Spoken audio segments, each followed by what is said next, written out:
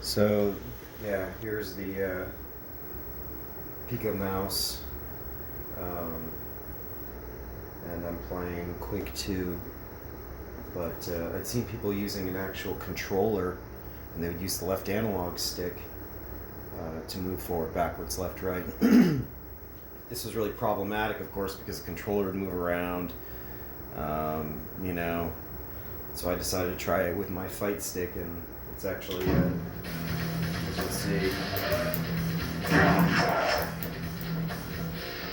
I'm still a little clumsy with it, but it's not too bad. I mean, forward, backwards, left, and right, straight, left, straight, right. So essentially, I mean, your left hand, you're used to WSAD. Right mouse button's jump. And of course, left being fire. A little lost at the moment, but that's okay. Oh, there we go.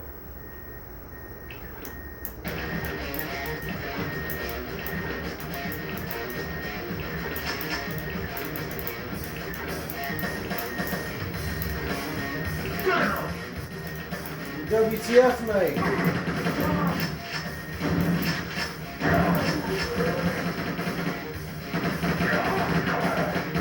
I got one too, asshole.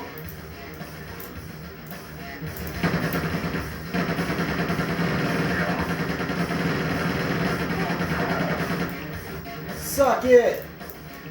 Anyways, so yeah, that's a mouse adapter. I'm going to try some other FPS games and see what works, but my idea is to actually use a PlayStation 1 joystick PCB encoder, which is for building a PlayStation joystick like this.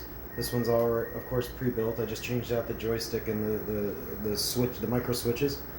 But I'm going to build like a hitbox kind of keyboard deal to work like WSAD. And I'll just put the, wire the D-pad up, down, left, right into what would essentially be WSAD. And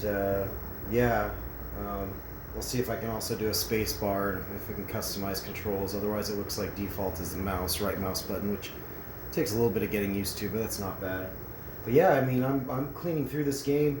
The only other issue that I'm having right now is that I can't save because the Pico mem card, which is the memory card that I'm using, conflicts with the Pico mouse for some reason. So I'm just going to get another cheap $3 generic Chinese PlayStation 1 memory card, and that should alleviate that issue so I can actually save. So right now I can't save. I have to do a run through. Anyways, thanks for watching.